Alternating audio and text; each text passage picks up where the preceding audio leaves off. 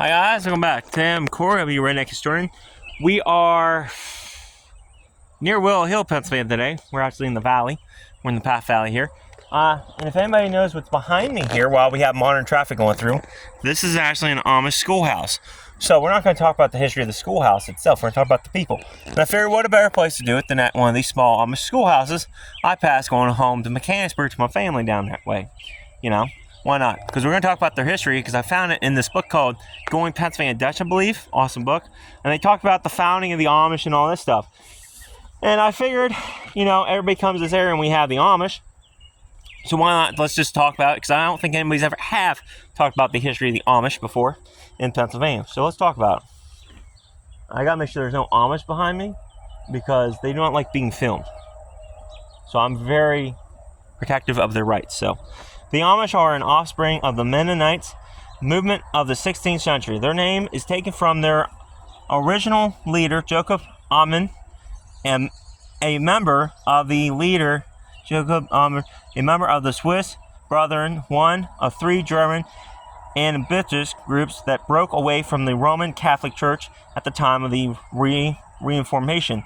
The Anabaptists were so named because they rejected the idea of infant baptism.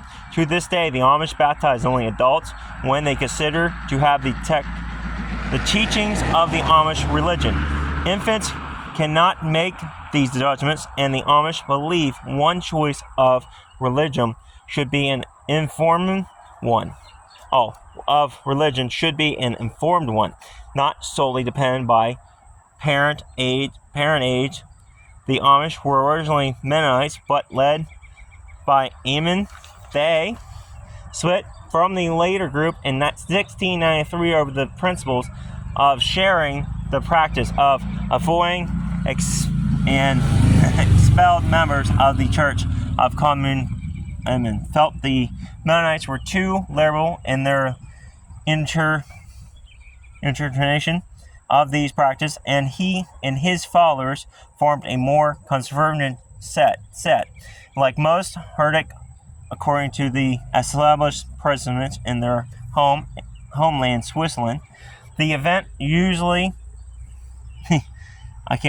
eventually led to the Rose Mennonites of Ulus, then part of Germany. It was the promise of religious freedom that later brought the Amish to Pennsylvania.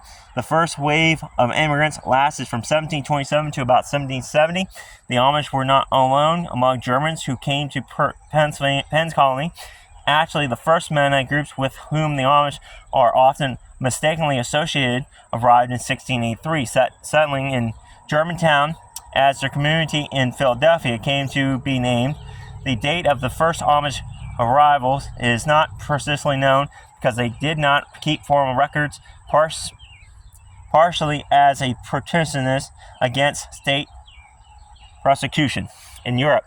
Moreover, the Amish are not a literal people in that they view writing and literary as worldly and immoral to their a growing rooted lifestyle.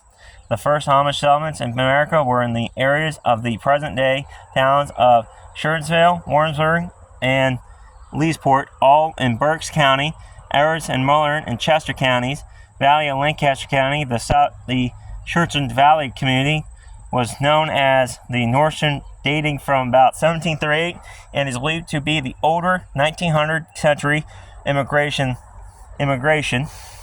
lasting from about 1815 to 1860, saw most Amish going to Ohio, India, with smaller numbers settling in Iowa, upstate New York, Maryland, and Ontario, Canada. Amish religion tends to include a strict interpretation of the New Testament, adult rather than infant baptism, pacifism, and a Baptist that they are a chosen people who, in order to do God's work on earth, must keep themselves unembelled by secularly influence. This explains the Amish desire for... let me check the things. Rolling still. It's going to be a while. I'm reading my notes here. My handwriting's not that great, and I can't believe I can't read my own handwriting. remain separate from the outside world and its permanent influence. This needs of the community, German and German, take precedence over these of the individual. The Amish today, as in the 18th centuries, the Rhine Valley of Europe. In 18th centuries, the Rhine Valley of Europe are an urgent people. They believe that everything necessary and worldly in life comes from the undeeded seas themselves as concerns of God's earth. Therefore, farming the vacancy that is closest to God, their dependence on and respect for the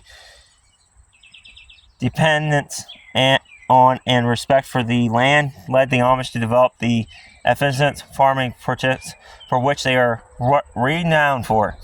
These techniques used organic in Europe, originated in Europe when the Amish were forced to flee to previously productive agricultural regions and had to devise new methods to survive.